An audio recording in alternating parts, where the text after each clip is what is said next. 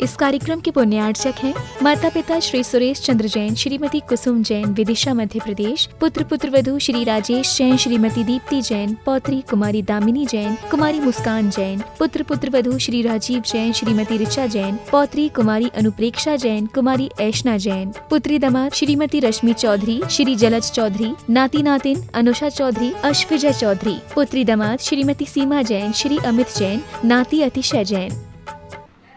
जय श्री ओम नमः सिद्धेभ्यः। जय श्री ओम नमः सिद्धेभ्यः। सर्वमंगल मांगल्यम सर्वकल्याणकारकम्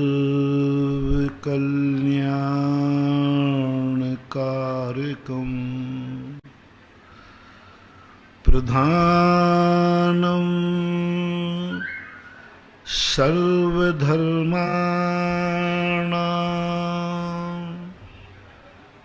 जैनं जयतु शासनम्।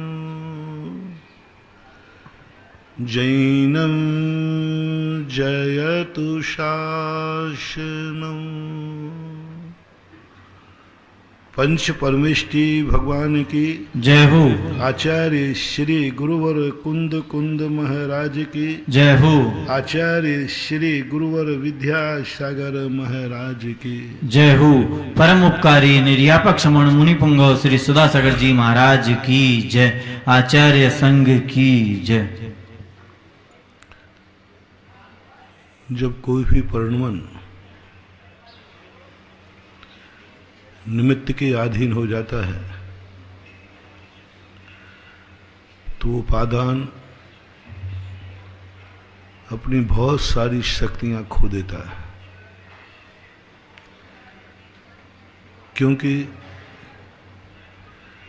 पर व्यक्ति जब भी हमारी जिंदगी में आएगा वो हमारी कमजोरी का फायदा उठाएगा। वो सेवा के रूप में नहीं आएगा, उपकार के रूप में नहीं आता।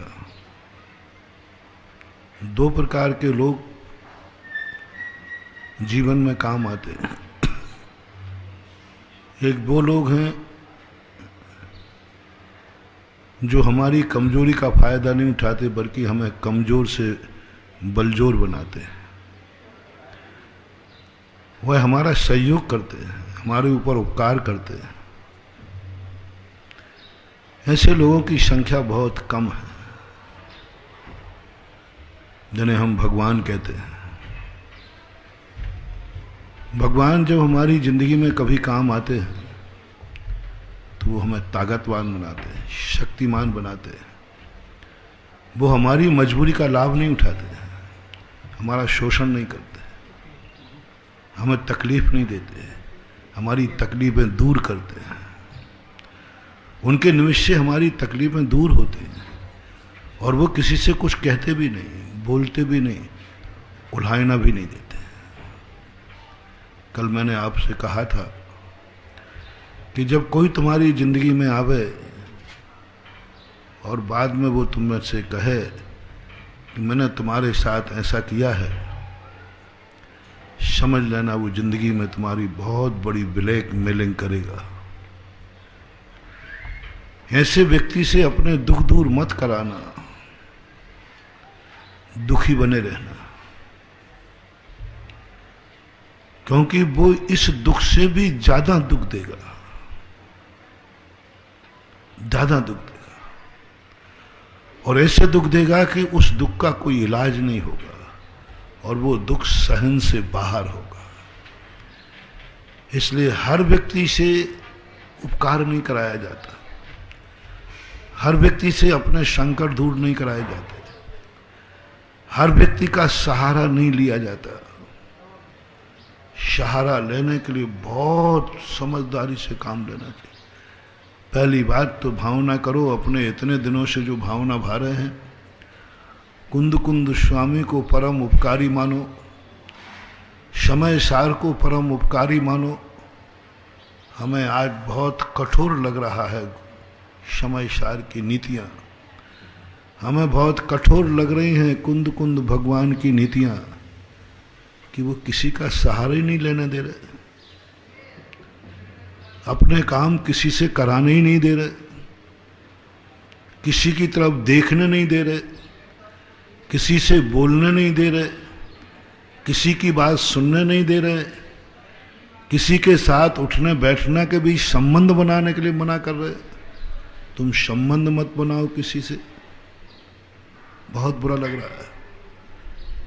सारे लोग, कई लोग तिलमिला गए कि महाराज आजकल प्रवचन क्या चल रहे हैं, इस संसार में जीने लायक रह पाऊंगा कि नहीं रह पाऊंगा। संबंध बनाने के लिए मना कर दिया, किसी से संबंध मत बनाओ।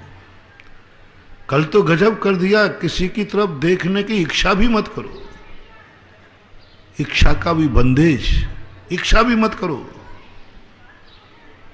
इच्छा करोगे तुम किसी को देखने की, किसी से बोलने की, किसी से सुनने की, किसी से सहारा लेने की, तो मैं तुम्हारा गुरु नहीं बनूंगा, मैं तुम्हें चेला नहीं बनाऊंगा, मैं तुम्हें पढ़ाऊंगा नहीं अपना अध्यात्म, मेरी वसीयत तुम्हें नहीं मिलेगी, मैं तुम्हें अपना बेटा नहीं मानूंगा। इतना निर्दयी हो गए कुंद कुंद स्वामी, इतना निर्दयी है समय सार। तब सांसारिक दृष्टिकोण से समय सार को देखते हैं तो ऐसा लगता है कि बहुत निर्दयी होकर लिखा गया, बहुत निर्दयी आदमी ने लिखा है, जिसके मन में थोड़ी भी करुणा दया नहीं है।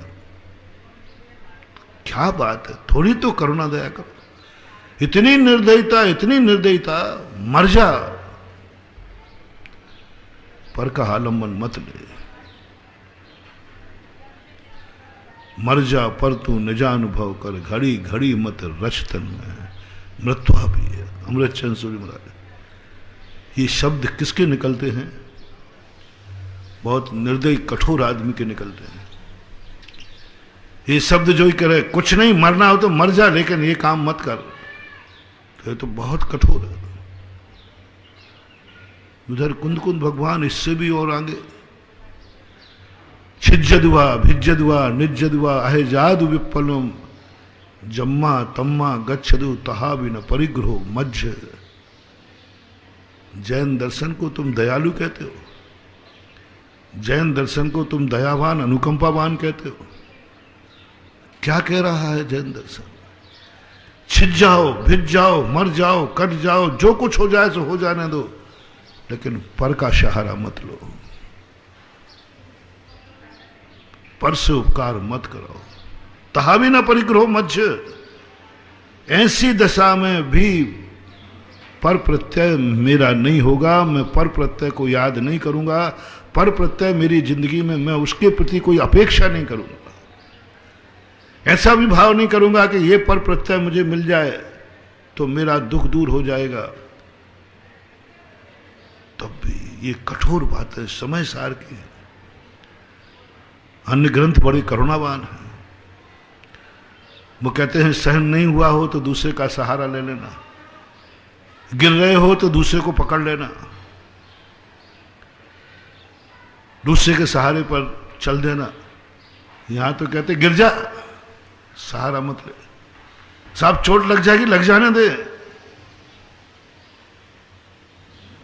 चोट लगने का कष्ट और सहारा देने वाले का टॉर्चर का कष्ट चोट लगने से कई गुना ज्यादा होगा। महानुभाव, अपन को लग रहा है कि कुंद कुंद स्वामी बहुत कठोर है। जैन दर्शन को जितना मुलायम मानते हो आप, दयालु मानते हो, अहिंसक मानते हो, बहुत करुणावान मानते हो, जैन दर्शन उतना ही कठोर है, कठोर है। दूसरों के प्रति दयालु है, करुणावान है, दूसरों के प्रति एक चींटी को भी कष्ट देने का भाव नहीं करता। लेकिन जब स्वयं की बारी आती है, तब इतना कठोर हो जाता है, इतना कठोर। आप देखो, जो जितना जैन धर्म के निकट जाएगा, जैन दर्शन उसके उतने ही कठोरता का व्यवहार करता है। संसार में क्या देखा जाता है, जो व्यक्ति जितने निकट आएगा उतना ही वह अपन से प्रेम करेगा, वात्सल करेगा, दया दिखाएगा, अरे आपनो व्यक्ति छे,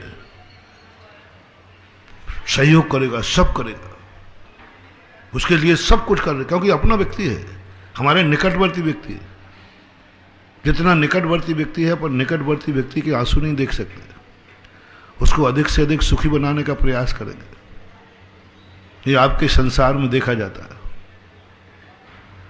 लेकिन हमारे संसार में, धर्म के संसार में बिल्कुल उल्टी रीति है, बिल्कुल उल्टी। 36 का आंकड़ा है।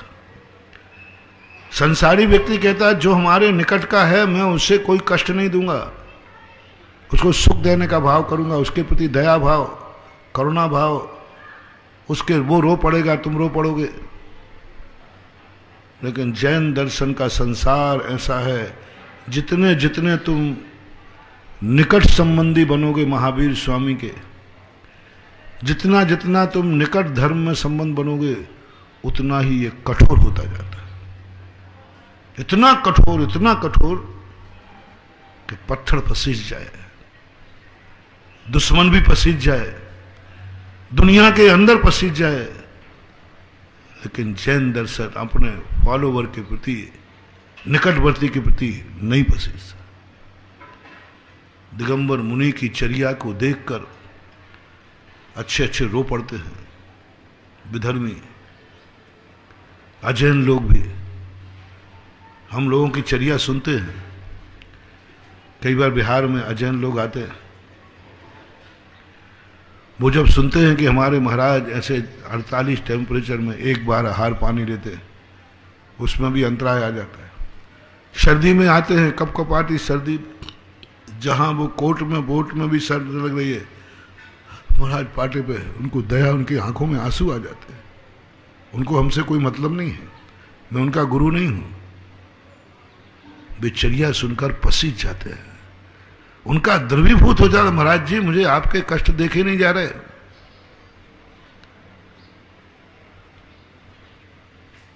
जब मैं सीकर के उस तरफ विहार कर रहा था, -2 पे स्थान था उस समय, चूरू के पास। अजय लोग, एक पढ़े लिखे प्रोफेसर थे, वो आए, बोले महाराज जी मुझे महावीर से शिकायत है। हमने सुना था कि महावीर बहुत दयालु हैं, मुझे आपके कष्ट देखे नहीं जा रहे। कमंडल का पानी जम गया, उसके बावजूद भी जैन, तुम्हारे महावीर स्वामी जैन दर्शन, कोई अपने मुनियों के लिए अंगीठी की व्यवस्था नहीं, अग्नि की व्यवस्था नहीं, रजाई की व्यवस्था नहीं, कमंडल में पानी जम रहा है और खून जमने की चिंता नहीं। मुझे महावीर से शिकायत है, महावीर इतने निर्दयी कैसे हो गए। हमने तो महावीर को सुना था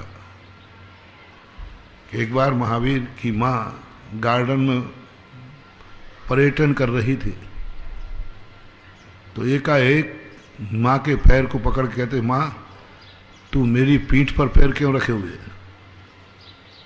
बेटा मैं तेरी पीठ पर कहां रखे हो? बोले अभी भी रखे हो। बोले पागल हो गए, कोई ऊपरी बाधा हो गई क्या? मैं, तू महावीर जैसा मेरा बेटा, मैं तेरी पीठ पर पैर रखूंगी? ऐसी कोई मां होती है क्या? महावीर ने अपना कपड़ा उठाया, ऊपर का दिखा दिया, पीठ पर मां के पैर का निशान था, खून झलझला रहा था। मां घबरा गई, ये कैसे हुआ? कोई ऊपरी बाधा है? महावीर से हम कहते ऊपरी बाधा नहीं है मां, नीचे की बाधा है। और मां का पैर पकड़ के उठा दिया, उसके नीचे एक चींटी थी। बोले यही तो मैं हूं। बोले बेटा ये तो चींटी है। मां तुझे बेटे और चेटे में भेद दिख रहा है, मुझे तो चींटी और मेरी आत्मा में कोई भेद ही नहीं है।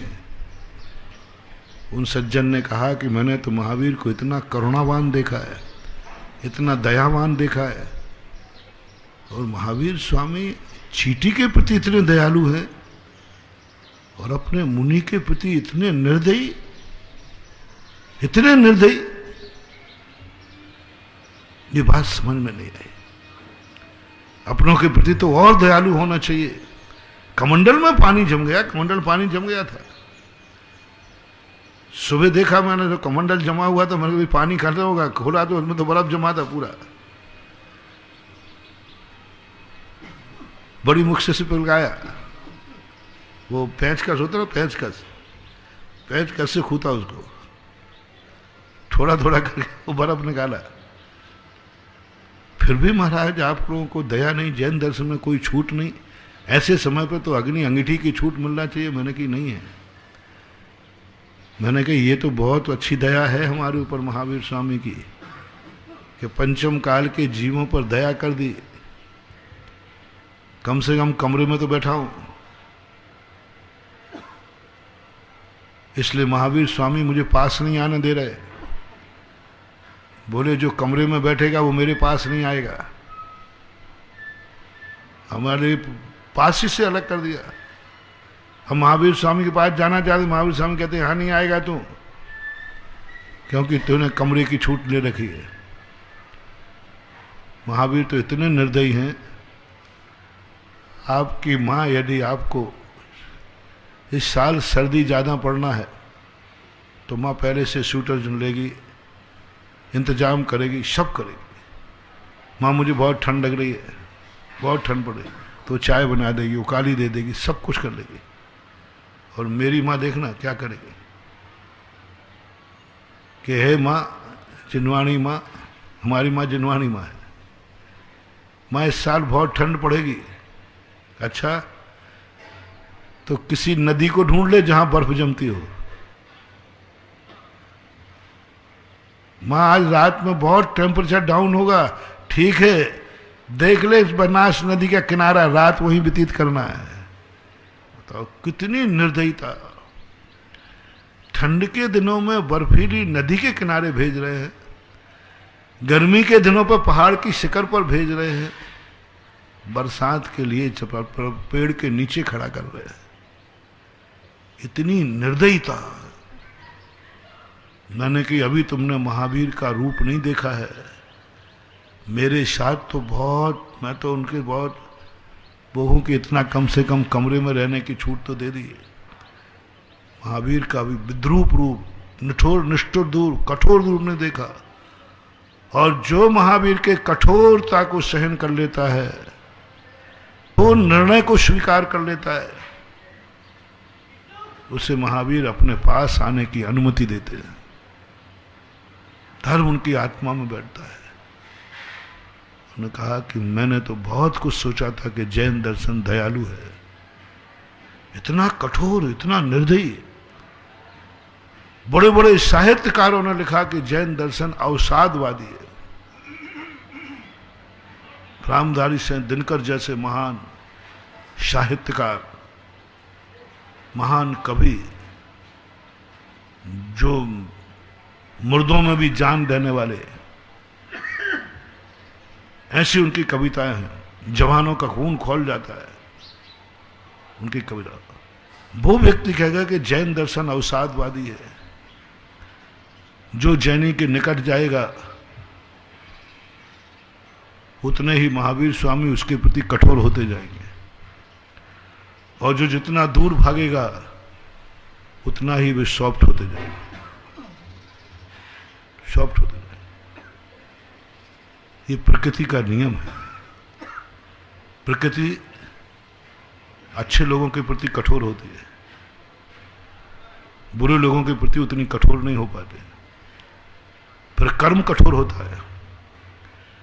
प्रकृति कहो, धर्म कहो, भगवान कहो, गुरु कहो, ये अपने लोगों के प्रति बहुत कठोर होते हैं। जो व्यक्ति अपने लोगों के प्रति कठोरता नजर आवे, समझ लेना वो व्यक्ति तुम्हारा कुछ है। और जब तुम्हारे प्रति कर्म कठोर हो जाए तो समझ लेना हम बहुत बुरे आदमी हैं। कर्म की कठोरता, धर्म की कठोरता, कर्म की निर्दयता, धर्म की निर्दयता, दोनों कष्ट देने वाले हैं। दोनों का काम कष्ट देना है। कर्म भी कष्ट ही देता है। धर्म को, व्यवहार धर्म को अब साधन रूप में स्वीकार करते हैं तो कष्ट ही कष्ट देना। आप देख लीजिए, मुनिराज को बाहर से मैंने एक बार गत चतुर्मास में पूरा डिसेक्शन किया था।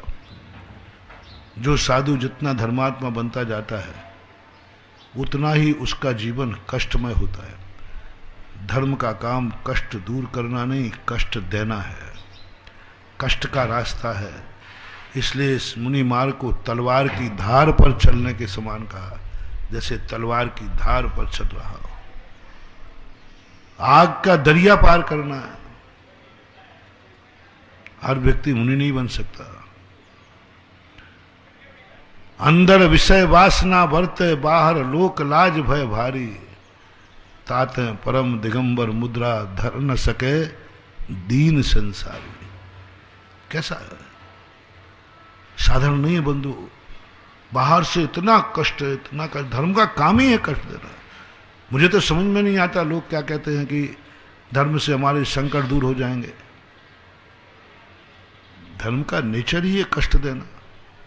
वो कष्ट क्या दूर करेगा? लेकिन फिर भी हम लोग जैसे लोग उसी कष्टशाली धर्म को, कष्ट साध्य धर्म को स्वीकार करते हैं।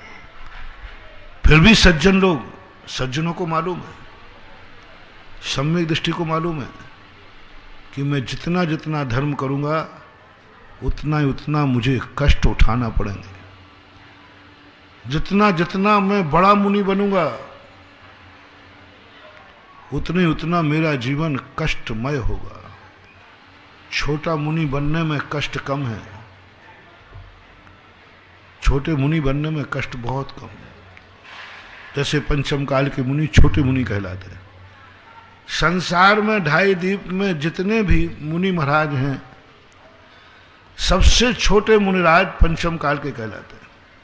सबसे छोटे महाराज पंचम काल के जितने मुनि हैं, यदि 3 कम 9 करोड़ मुनिराजों को खड़ा किया जाए तो हम लोग उस सबसे छोटे में आएंगे। विशुद्धि में भी, निर्जरा में भी, भगवान के आशीर्वाद की लाइन में हम लोग का सबसे बाद में नंबर आना है। यहां तुम्हारे संसार जैसी व्यवस्था नहीं है कि छोटों को पहले सुविधा दी जाती है। घर में आपके भोजन पानी होता ना, तो छोटे पहले करते, बड़े बाद में करते। यहां का मामला उल्टे ही है। बड़े पहले जाके निपट जाते, छोटों को तो बाद में। तुम्हारे घर में क्या होता है? बाल बच्चे पहले खा लेते हैं, बड़े बाद में खा लेंगे, घर भाई बच्चों को निपटाओ। और यहां क्या होता है? सबसे पहले कौन निकलता है आहार को? और छोटा बेचारा सबसे लास्ट बचता है। ब्रह्मचारियों को तो फिर भगवान ही मालिक है। कई बार 12-1 बजे तक मुझे बताओ, वो छोटा है, अभी नया एडमिशन लिया है, नई उम्र है, और सबसे ज्यादा उसी के लिए कोई नहीं। आशीर्वाद में पीछे, सुविधा में पीछे, उसको बैठने को स्थान मिले या नहीं, पहले महाराजों को मिलना चाहिए, बड़े बड़े महाराजों को। यहाँ कोई नहीं पूछ। इसलिए 2.5 द्वीप के अंदर जितने भी साधु संत हैं, 3 कम 9 करोड़ों की बात करना भाव, और सबसे छोटे महाराज हैं पंचम काल के। हम लोग सबसे छोटे, सबसे पीछे। किसी भी चीज में हम लोगों को तो बचा कुछा मिलता है। भगवान आशीर्वाद भी देंगे तो पीछे लग जाए लाइन में, बाद में टाइम, और 2, 4, 10 को टाइम देते देते टाइम हो गया तो भगवान वहां भी चले जाएंगे, हम बैठे रह जाएंगे। संयम लब्धि स्थान पीछे, योग स्थान पीछे, यदि हैं तो किसी कसाय स्थान में आगे हैं। संयम लब्धि स्थान में पीछे, सब तरफ से पीछे, क्योंकि छोटा होना। छोटे व्यक्ति को मोक्ष मार्ग की व्यवस्था में, संसार मार्ग में छोटे का सम्मान है, छोटे की इज्जत है, छोटे के प्रति दया भाव है, छोटे के प्रति सब लोग कुछ करने का प्रयास करते हैं ज्यादातर। होना ही चाहिए। लेकिन परमार्थ मार्ग में छोटा बनने का अर्थ है कोई सुविधा, लेकिन छोटा बनने में फायदा बहुत है, बहुत फायदा है। इतने फायदे हैं, कुछ नहीं, उत्तर गुण तो पालना ही नहीं है। मूल गुण भी चलती का नाम गाड़ी है। ठंड में कमरे में बैठ जाओ, कमरा बंद करा लो, उस पर अभी संदेह हो तो उसको टेप लगा लो, और भी ज़्यादा ठंड लगे तो चटाई ले लो, कूलर हीटर नहीं लेना है। देखो छोटे बनने में फायदा देखना कितना है। छोटे बनने में, पंचम काल का साधु बनने में बहुत फायदे हैं। पंचम काल का साधु बनने में, गर्मी के दिनों में बढ़िया गुफा में चले जाओ, ज्यादा गर्मी लग रही हो तो भगत हवा कर देगा। थोड़ा ठंडी हवा में बैठ जाओ, कहीं पेड़ छाया माया हो तो, छोटा महाराज हो सब चलेगा। ठंड के दिनों में चटाई ओढ़ लो, घास ले लो, इतनी सुविधा है। और जैसे ही तुम्हें बड़े महाराज बनना हो, सबसे आगे की लाइन में लगना हो, तो सबसे पहले शीतकाल में नदी के किनारे बैठने की हिम्मत है। महावीर स्वामी इतने कठोर, सबसे आगे कौन आएगा जो सर्दी के दिनों में नदी के किनारे बैठे, गर्मी में पहाड़ की शिखर के ऊपर जाके बैठे, इतने कठोर हो जाते हैं। जो जितना निकट होगा, जो जितना बड़ा साधु होगा, धर्म उसको उतने ही कठोर होगा। नियम बनाओ, रिपीट करता हूं, फिर से सिद्धांत बनाओ। तुम जितने धर्म के निकट जाओगे, जितने धर्म में श्रेष्ठ बनना चाहोगे, धर्म तुम्हारे प्रति उतना ही कठोर होगा, बहुत कठोर होगा। कुछ नहीं, कोई बचाने का उपाय नहीं। सियालनी खा रही है, कुछ नहीं। शेर खा रहे हैं, कुछ नहीं। कमंडल का पानी जम रहा है, जम जाए, कोई दया नहीं करने वाला, ठुठुर रहा है, कांप जाए। शीत परिचय का वर्णन किया, शीत पड़े कपि मद गले, चाले झंझा बात, आचार्य महाराज ने पढ़ा। शीत परिचय कैसे चल रहा है? कपि का मद गल जाता है, कपि सबसे ज्यादा पावरफुल होता है, वो कांप गया। साले झंझावात, ठंडी ठंडी हवाएं चल रही हैं, ते मुनिराज के प्रति कोई दया नहीं दिखा रहा है। और महावीर देख रहे हैं, स्वधर्मन देख रहा है, सारी प्रकृति देख रही है, किसी की आंख में दया का नाम नहीं है, करुणा का नाम नहीं है। धर्मात्मा, बड़े बड़े धर्मात्मा की बात करें, तुम रो पड़ोगे, तुम कहोगे भाड़ में जाए ऐसा धर्म, और तुम महाराज के चारों तरफ अग्नि जला दोगे, और तुम्हारा बस चले तो ऐसी ठंड में महाराज को रजाई उड़ा दोगे।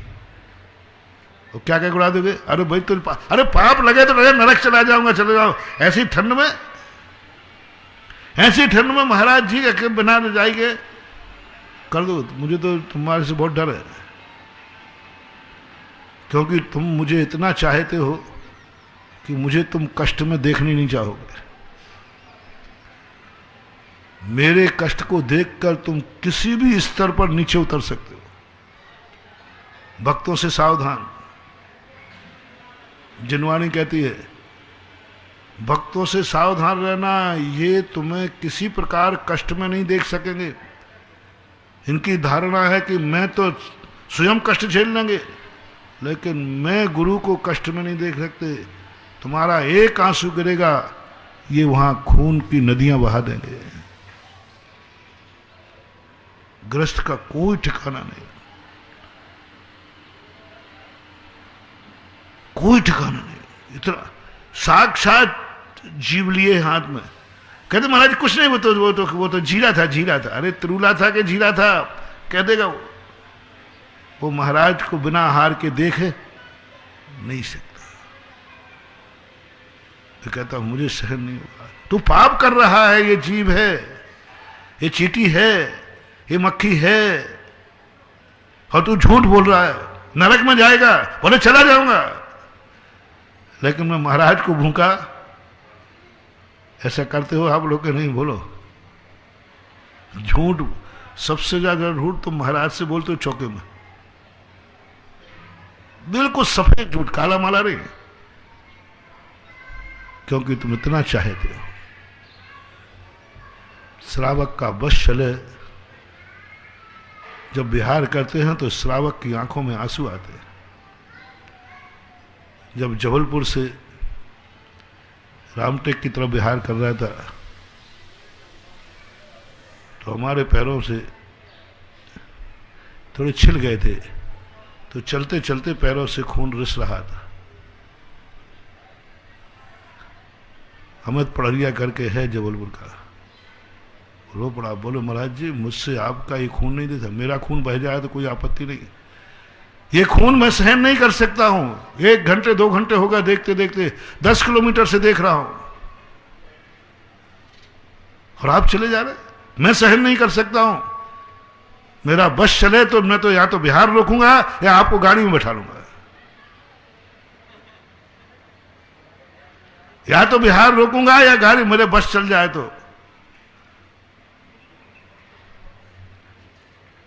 मैंने कहा रोका किसने है तुझे? रोक ले बिहार, बैठा दे गाड़ी में। वही चक गया। मैंने कहा देख लेना पर बेटा, तूने मेरा बिहार रोका नहीं और मैंने आमरण अनशन किया नहीं, तू बैठा गाड़ी में, मैं उपसर मान लूंगा और अन्न जल का त्याग कर दूंगा। अरे नहीं महाराज ऐसा नहीं करना है, ऐसा नहीं। उसके भाव तो आ गए ना। गुरु का खून कैसे देख ले बहता हुआ भक्त, कैसे सहन करे वो। मैंने कहा कि तुम्हें पाप लगेगा, ऐसा भाव करना कि महाराज को गाड़ी में बैठा दूंगा, पाप लगेगा तुझे। किसी ने कहा, टोका, तो वो क्या कहता है, अरे मैं पापी बनने को तैयार हूं, लेकिन महाराज के पैरों से खून रिसता हुआ देखने की हिम्मत मेरे में नहीं। रो पड़ा, देख नहीं सका। कैसा है धर्म? भक्तों के लिए तो दया आ जाए, छोटों को मुनिराज पे दया आती है, हमेशा छोटों को दया आती है। तुम्हारी दया से कुछ नहीं होने वाला, हम भ्रष्ट और हो जाएंगे,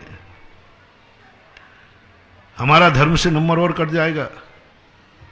छोटों से छोटों की दया को जब जब हमने स्वीकार किया, हमारा पतन हुआ, हमें नीचे गिरना पड़ा। क्योंकि छोटे तो इतना नीचे गिरा देंगे, इतना नीचे गिरा देंगे कि मुझे तो पता ही नहीं कि वो मुनि व्रत का एक भी व्रत रखने भी देंगे कि नहीं। घर जोर थारो चाले तो शाम को भी महाराज को ठंडाई मंडाई पिला दोगे, रात में ठंड में रजाई उड़ा दोगे, गर्मी में हीटर चला दोगे, कुछ लोग करने लगे। भक्त लोग शादियों को कूलर लगाने लगे, एसी लगाने लगे, देख नहीं पाए वो शादियों की गर्मी, भ्रष्ट कर दिया। कर दोगे तुम, सब एक से ही हो, सब एक से ही हो, क्योंकि तुम अपने महाराज को इतना चाहते हो कि तुम स्वप्न में भी कल्पना नहीं कर सकते हो कि मेरे महाराज कष्ट में रहें। 2 बूंद पसीना आ जाता है तो तुम्हारी हालत खराब हो जाती। पसीना आ गया, उसी में तुम द्रवीभूत हो जाते हो। कोई टावल करता है, कोई पसीना पहुंचता है, कोई हवा करता है, अरे मैंने कहा ये तो सब मिटा देंगे, ये तो सब नियम से देखना। यदि हमें कर दिया जाए कि गृहस्थ तुम्हारा भक्त तुम्हारे से जैसा राखे वैसा रहो, मूलाचार में एक पंक्ति आ जाए, गृहस्थ जैसा चाहे वैसा तुम्हें रहना है, और तुम्हारे भक्त खास तौर से जो निकटवर्ती भक्त है ना, वे जैसा चाहे वैसा रहियो, जैसा खिलावे वैसा खाइयो, जब खिला तब खाइयो। सोचो कभी ये अधिकार तुम्हें मिल जाए तो तुम क्या दशा करोगे अपने गुरु महाराज की। बोलो भाई, सबसे पहले तो तुम गोंद लाके खिलाओ, गोंदिया है ना, क्या नाम है, सब साधु को इतना यास कर देंगे, अरे गाड़ी तो छोड़ो, प्लेन लग जाएगा, प्लेन नहीं, महाराज को बिहार करना है, गाड़ी में नहीं बैठेंगे, नीचे प्लेन में बैठेंगे। तुम्हारे लिए यदि कह दिया जाए कि तुम जैसा चाहोगे अपने गुरु के लिए वैसा ही चलना, जिससे चला है वो, तो मैं तो पक्का कहता हूं, मैं अपनी कहूं या नहीं कहूं, आचार्य श्री तो प्लेन के नीचे बैठेंगे नहीं, एक प्लेन नहीं, 4-4 प्लेन कर रहे हैं, गुरुजी आप किस में बैठोगे? क्योंकि उनके चहेते बहुत है, हमारे चहेते बहुत, हमें कष्ट में नहीं देख सकते, हमें ऐसी गर्मी में प्यासा नहीं देख सकते, हमें कैशलॉन्ज करते, तुम कोई भी कष्ट नहीं देना, तुमसे पूछना पड़ेगा, मैं कैशलॉन्ज, अरे महाराज कैशलॉन्ज, मैं सैलून वाले को बुलाता हूं, क्या को आप कैशलॉन्ज आप उखाड़ोगे बात। कल्पना करो, मुनिराज यदि अपनी चर्या अपने निकटवर्ती भक्त से पूछे करेंगे तो क्या साधना कर पाएंगे? क्या आप करने दोगे? नहीं करने। यही कृपा बड़े कर दें जो तुम कर रहे हो, कुंद स्वामी कर देवे, मूलाचार कर देवे, धर्म कर देवे, तो वो तो करने वाला है नहीं, वो तो उसी ने तो नियम बनाए, कानून। बड़ों को पसीना नहीं आ रहा है, उनका दुख नहीं हो रहा है, वो कष्ट में नहीं आ रहा है। देखो उनके छोटे छोटे महाराज इतने कठोर, छोटे छोटे महाराजों के लिए क्या कुंद स्वामी जैसा कठोर, बालो वा बुड्ढो वा पुनो ज्ञानो वा, गजब कर दिया, गजब कर दिया। कुंद स्वामी दयालु, करुणा का भंडार, कितनी निर्दयता आई होगी जब ये कलम से लिखा हुआ शब्द अपने से छोटों के लिए और अपने लिए, बालो वा बुड्ढो वा पुनो ज्ञानो वा, चाहे तुम बालक हो, चाहे तुम बूढ़े हो, चाहे तुम बीमार हो, तुम पर ये कोई छूट नहीं दी जा सकती। मूलच्छेदो नाहवधि, विश्व में पहला दर्शन है जो अपने निकटवर्ती फॉलोवर के लिए इतना कठोर है। सारे दुनिया के दर्शन मैंने देखे, जैसे जैसे तुम भगवान के निकट पहुंचोगे आपकी सुविधाएं बढ़ती जाती हैं, आपके कष्ट कम होते जाते हैं। सब दर्शन को मैंने पढ़ा। जैसे जैसे धर्मात्मा ज्यादा बनेगा, भगवान के निकट बनेगा, अद्वैतवाद है वहां तो, जितने दिन तुम भगवान के भक्त बनते जाओगे उतनी उतनी तुम्हारे दुख दूर होते जाएंगे, कष्ट दूर होते जाएंगे, सुविधाएं बढ़ती जाएंगी। और सब प्रकार मार्ग विश्व का एक जैन दर्शन ऐसा है, जितने तुम भगवान के, जितने धर्म के निकट पहुंचते जाओगे उतने ही तुम्हारे कष्ट बढ़ते जाएंगे। और कोई दया करने वाला नहीं, कोई पूछने वाला नहीं, कुछ नहीं, उनको दया ही नहीं आती। शेर नहीं खा रही है, किसी को दया, 2 शब्द भी दया के नहीं आए। गुरु महाराज वहीं खड़े थे, वे ध्यान में और बैठ गए, थोड़ी दया करके समझाते करते, कुछ नहीं, ध्यान में बैठ गए। बड़ों को दया नहीं आती, दया छोटों को ही आती है बड़ों के प्रति। वे देख लो, महारथी 5 पांडव, धर्मराज, अर्जुन, भीम, ये बड़े थे, इनके मन में भाव नहीं आया, इतने कठोर हैं। देखो ये बड़े आज भी कितने कठोर होते हैं। जैन दर्शन का जो जितना बड़ा होगा तो उतना ही कठोर होगा। ये 3 महाराज इतने कठोर कि सुकुमार जैसे नन्हे, नकुल और सहदेव के प्रति सोच ही नहीं रहे कि इन छोटे बच्चों का क्या हो रहा होगा। आग लगी है तन में, धर्म आभूषण पहनाए जा रहे हैं।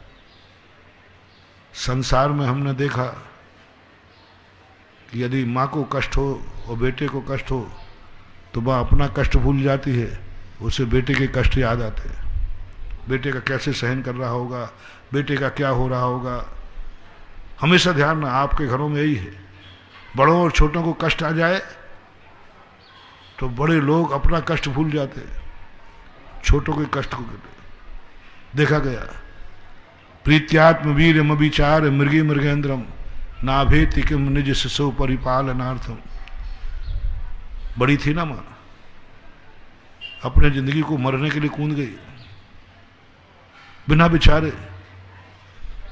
बिना बिचारे बेटे को बोले खा लो, मेरे बेटे को छोड़ दो। नाभेति किम निज शिशु परिपालनार्थम। और यहां बिल्कुल उल्टा हो रहा है, बिल्कुल उल्टा हो रहा है। पांडवों के मन में, तीन के मन में स्वभाव नहीं आया कि नकुल सहदेव कैसे सहन कर रहे होंगे ये कष्ट। देखो ये तो गरम गरम लाल लाल आभूषण पहना रहा है। नहीं आए, तीनों निर्दयी हो गए। बेचारे नए नकुल सहदेव छोटे थे ना, छोटे बनने का कितना बड़ा आप लोग निर्णय करना, कौन सा अपराध किया था। बड़े लोग छोटे की कोई चिंता नहीं कर रहे हैं, कोई चिंता नहीं कर रहे हैं। मन में भाव भी नहीं आ रहा कि पड़ोस में छोटा बैठा है, भाव भी नहीं आ रहा। बताओ ये अच्छी बात है क्या। और छोटा देखो, वे दोनों छोटे अपने मन में स्वयं की चिंता भूल गए। वो मुझे आग लगाई जा रही, उनको एक भाव आया, बड़े महाराजों का क्या हो रहा होगा, बड़े महाराज को कितना कष्ट हो रहा होगा। धर्मराज को आग लगा दी उसने। देखो मेरे भैया भीम को, अर्जुन को, बड़ों के प्रति इतने दयालु हो गए वे। दोनों में से अच्छा कौन है। छोटे व्यक्ति बड़ों की थोड़े से कष्ट में चिंता पड़ करने लगे, और बड़े छोटों पर पहाड़ भी टूट गया तो कोई चिंता नहीं कर रहे। मानव अधिकार क्या बोलता है। मानव अधिकार कहता है ये बड़ों का गलत बात है, ये बड़ों का अहंकार है, उद्दंडता है। बड़ों को छोटे के प्रति चिंता करना चाहिए थी।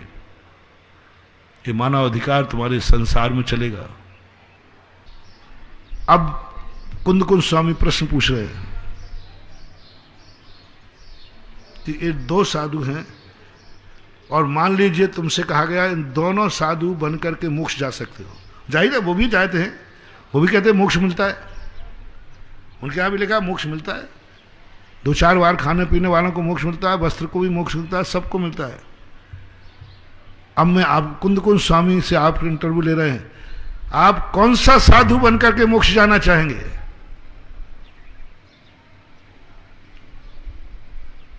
कौन सा साधु बनकर के।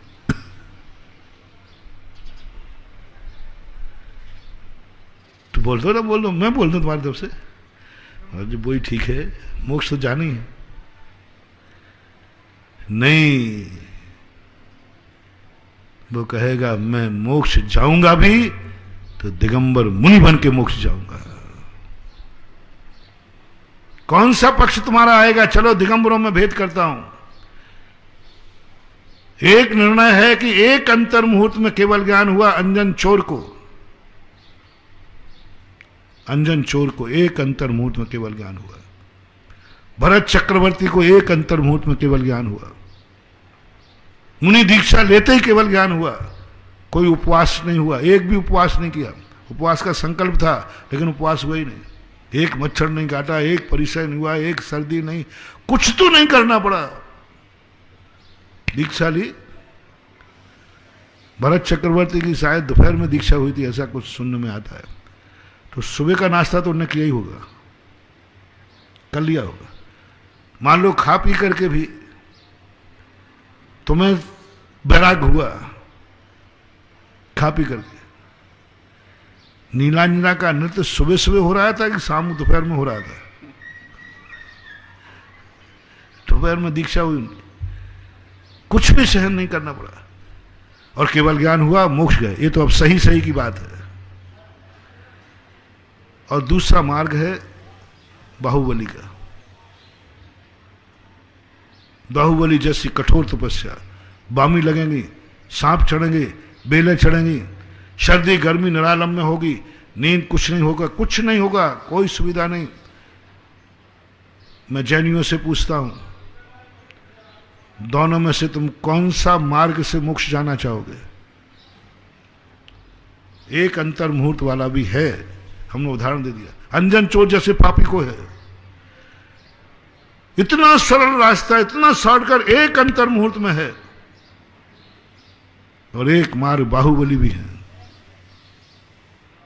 कुंद कुंद स्वामी पूछते हैं, तुम कौन से रास्ते से मोक्ष जाना चाहोगे? एक अंतर मुहूर्त वाला कि 1 साल वाला केवल ज्ञान?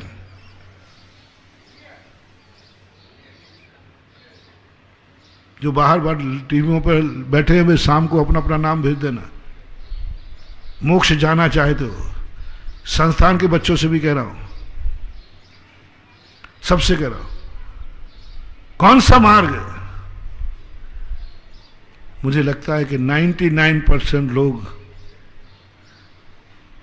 अंतर्मुहूर्त वाला पसंद करेंगे। बस अभी तक तो मैं संस्थान को अपना मानता था और सोचता था कि मैं गुरु हूं इनका। जो जो अंतर मुहूर्त के अंदर महाराज कोई कष्ट, एक अंतर मुहूर्त में केवल ज्ञान हो जाए, मोक्ष हो जाए, कृपया करके मैं उनका गुरु नहीं आज से, और मैं उनको अपने चेलापन से मुक्त करता हूं। क्योंकि मैं तो कुंद कुंद स्वामी के कॉलेज में भर्ती होना चाहता हूं, और मैंने कई बार भी कहा है, भगवान मुझे मोक्ष तो जाना है, पक्का है, कोई संदेह नहीं, और जाऊंगा पक्का है, मुझे जल्दी नहीं है। मैं बाहुबली जैसी तपस्या करके जाना चाहता हूं। मैं जनरल प्रमोशन से पास नहीं होना चाहता, मैं पढ़ करके परीक्षा देना चाहता हूं, मेरी परीक्षा ली जाए। मैं वो पेपर पसंद नहीं करता हूं कि 10 में से 5 करो, मैं वो औकात रखता हूं कि 10 में से 5 जांचिए। 10 में से दुनिया के पेपर कैसे निकलते हैं? कुंद कुंद स्वामी के कॉलेज में भर्ती होना है तो कौन सा शिष्य बनना पड़ेगा?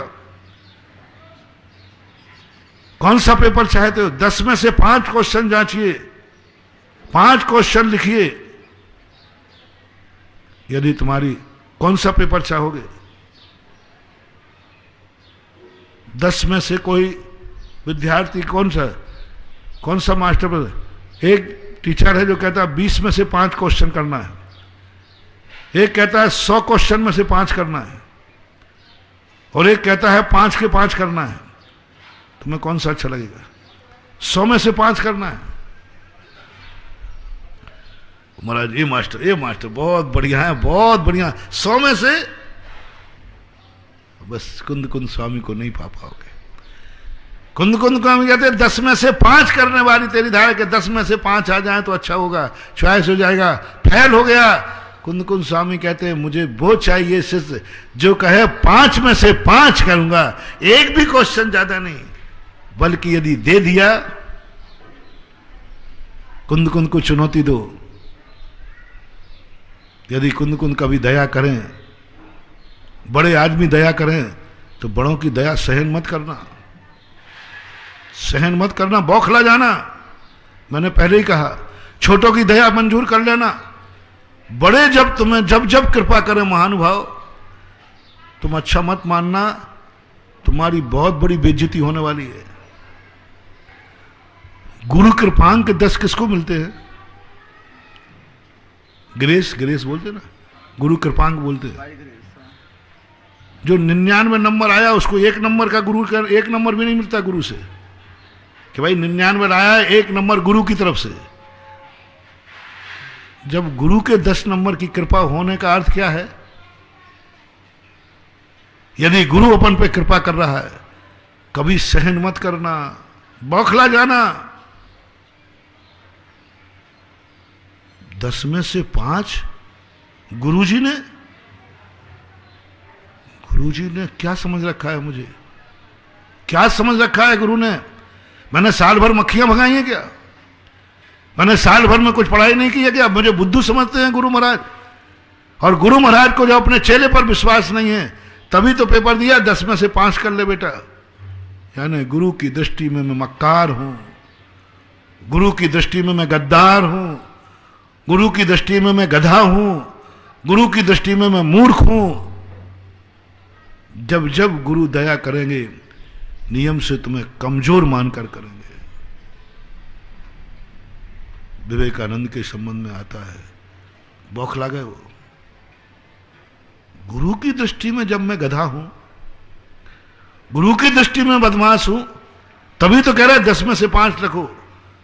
आज गुरु को दिखा दूंगा कि आपका चेला है, गुरु को दिखा दूंगा कि आपने मुझे पढ़ाया है और मैंने पढ़ा है। 3 घंटे के अंदर जो 5 क्वेश्चन लिखने के लिए था, जब व्यक्ति तेज में आ जाता है ना तो अलौकिक शक्ति जागती है। जब व्यक्ति को क्रोध आता है तो 4 लोग पकड़ते हैं तो वो काबू में नहीं आता। तेज में आ गया ना, 3 घंटे में जो 5 क्वेश्चन नहीं कर पाते हैं,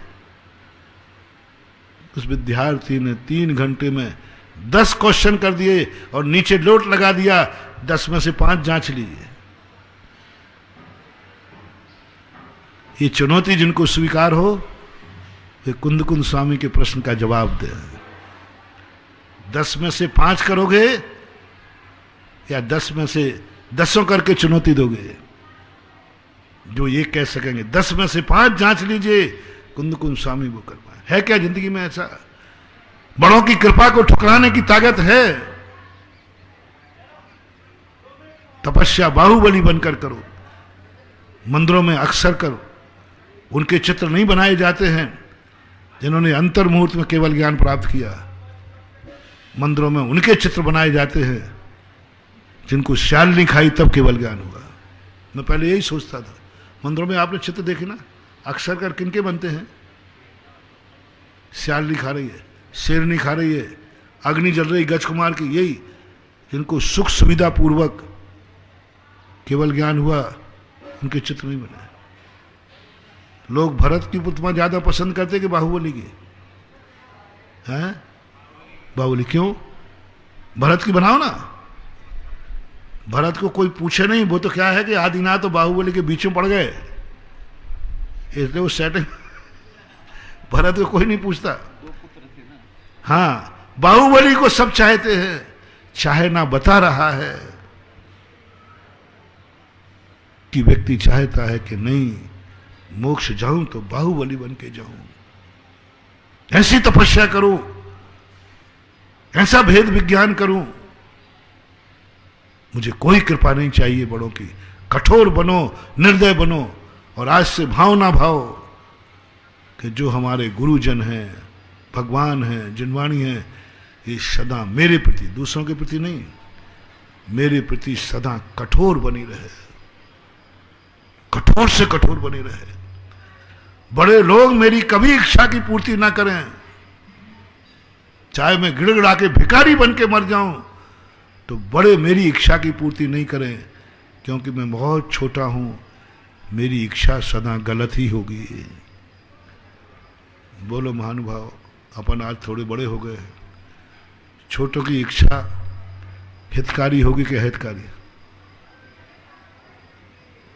बच्चे को यदि किमिक्षिक वरदान दे दिया, मांग ले क्या मांगना, तो हितकारी बात मांगेगा कि अहितकारी? बालक अहितकारी। हमारी इच्छा कभी अच्छी हो ही नहीं सकती, हमारी इच्छा में कभी उत्थान नहीं हो सकता। हम वो बुद्धिहीन हैं कि हमारी इच्छा वही होगी जो हमारे लिए हानिकारक है। अपने आप की औकात समझो, अपने आप को समझो। हम बहुत छोटे हैं। जब जब आपको छोटेपन का महसूस हो किसी बड़े के सामने, भगवान के सामने, गुरु के सामने, माँ बाप, किसी के भी सामने, जब तुम्हें लगे ये सामने वाला बड़ा है और मैं छोटा हूं, सामने वाला ज्ञानी है मैं अज्ञानी हूं, सामने वाला तपस्वी है, मैं उतना तपस्वी हूं। जब जब तुम्हें अपने आप में छोटेपने का अनुभव हो, तब तक बंधु आज का प्रवचन याद रखना। ये बड़ा आदमी बस मेरी कोई इच्छा पूरी ना करे, बड़ा आदमी मेरी इच्छा पूरी नहीं करे, छोटा कर दे, बड़ा नहीं करे मेरी इच्छा पूर्ति का, क्योंकि मेरी इच्छा बहुत घटिया है, मैं छोटा हूं, और यदि बड़े ने मेरी इच्छा पूरी कर दी तो मैं बर्बाद हो जाऊंगा। बस एक भावना भाव, मां मेरी इच्छा पूरी ना करे बस, मां मेरी इच्छा पूरी ना करे बस, मुझे ऐसी मां दो जो मेरी इच्छा पूरी नहीं करे, क्योंकि मैं बालक हूं, मेरी इच्छा मिट्टी खाने की होती है। बोलो, होती है कि नहीं बालक की? होती है। अब किससे इच्छा पूरी कराऊं? यदि मां ने तुम्हारी इच्छा पूरी कर दी तो बोलो क्या होगा? सोचो कभी ऐसा हो तो क्या होगा? मां ने इच्छा पूरी करी, अभी तो तुम डर के खा रहे थे, छुप के खा रहे थे, अब तो अब कैसे खाओगे? क्योंकि किसने इच्छा पूरी कर दी? मां ने दी, अब डर किस खाएगा? मिट्टी थोड़ी खाओगे, बहुत खाओगे। बोलो, मां तुम्हारी इच्छा पूरी करने लग जाए तो तुम्हारा विनाश होगा कि विकास होगा? इसलिए मैं कह रहा हूं ना, आज अपन समय आपका हो रहा है, आप लोग सब प्रतिज्ञापन करें मिल साथ कि हमारी जिंदगी में मुझे ऐसी मां चाहिए जो मेरी कभी इच्छा पूरी ना करे, क्योंकि मैं बालक हूं और वो मां है, वो कठोर बनी रहे। रामचंद्र जी यही कहते हैं। लक्ष्मण ने कहा कि भैया क्या कर रहे, कौशल्या मां के पैर पड़ो पहले। बोले नहीं, कौशल्या मां का भ्रष्ट होने का आशीर्वाद देगी। लक्ष्मण कहते भैया किसको बोल रहे हो, तू नहीं जानता है, कौशल्या मां मुझे भ्रष्ट होने का आशीर्वाद देगी। बोले कैसे? वो तो आशीर्वाद देगी, यही कहेगी 14 वर्ष के लिए बेटा जा रहा है, 14 दिन में लौटे। और मां ने कहा, कौशल्या ने, बेटा एक नियम है, आपातकाल में 14 वर्ष का 14 दिन में भी पूरा हो जाता है, ऐसा एक नियम उनके यहां कुछ है, आचार संहिता है ऐसे। देखा ना, देखा मैंने कहा था ना, ये भ्रष्ट होने का आशीर्वाद देगी। पहले तो यही कही बेटा जाई मत, तू क्लेम कर दे। कौशल्या ने कहा कि तू दावा कर, तूने वचन नहीं दिया, वचन पिताजी ने दिया, तेरे पिताजी ने दिया, वो वनवास जा, तू क्यों जा रहा है? तूने वचन दिया था क्या? फाइटिंग कर और क्लेम कर कि 4 हिस्से कर दो पूरे राज्य के, मैं क्यों वनवास जाऊं? लक्ष्मण की तरफ रामचंद्र जी कहते, देखा ये कौशल्या मां, अभी देखना और चल मैं बताता हूं तुझे, क्या कई मां ऐसा आशीर्वाद देगी, एक दिन भ्रष्ट नहीं होने देगी। आशीर्वाद दी, 14 वर्ष में एक दिन पहले मत आ जाना, अयोध्या की तरफ देखना मत। बोले देखा, ये है सच्ची मां जो मुझे अपने वचन से डिग ना जाए हिदायत दे रही है, और वो मां कह रही है कि तू तो तोड़ दे नियम। अब तुम्हें कौन सी मां चाहिए? कौशल्या की कह गई, भावना करो, हिम्मत हो तो आज के प्रवचन से कि मुझे वो मां चाहिए जो मेरे प्रति कठोर हो, मेरी कोई इच्छा पूरी ना करे, और बड़ों के प्रति भावना भाव। मेरे जीवन में कितने कष्ट आ जाएं, मैं छोटों से दूर करा लूंगा, बड़ों से नहीं। बड़े तो निर्दयी बने, कठोर बने। जितने बड़े हमारे गुरुजन जितने कठोर बनेंगे उतने ही हम खरे उतरेंगे, और जितने बड़े हमारे ऊपर कृपा करेंगे हमारी राख होगी। राख का उल्टा करो खरा, खरा का उल्टा करो। बड़े दयालु होंगे, बड़े हमारे निर्दयी नहीं होंगे तो हमारी राख हो जाएगी, और जब हमारे बड़े हमारे प्रति कठोर होंगे हम खरे हो जाएंगे। महावीर भगवान की जय। परम उपकारी निर्यापक श्रवण मुनि पुंगव श्री सुधासागर जी महाराज की जय। इस कार्यक्रम के पुण्यार्चक थे माता पिता श्री सुरेश चंद्र जैन, श्रीमती कुसुम जैन, विदिशा मध्य प्रदेश। पुत्र पुत्रवधू श्री राजेश जैन, श्रीमती दीप्ति जैन, पौत्री कुमारी दामिनी जैन, कुमारी मुस्कान जैन। पुत्र पुत्रवधू श्री राजीव जैन, श्रीमती ऋचा जैन, पौत्री कुमारी अनुप्रेक्षा जैन, कुमारी ऐशना जैन। पुत्री दामाद श्रीमती रश्मि चौधरी, श्री जलज चौधरी, नाती नातिन अनुषा चौधरी, अश्विजय चौधरी। पुत्री दामाद श्रीमती सीमा जैन, श्री अमित जैन, नाती अतिशय जैन।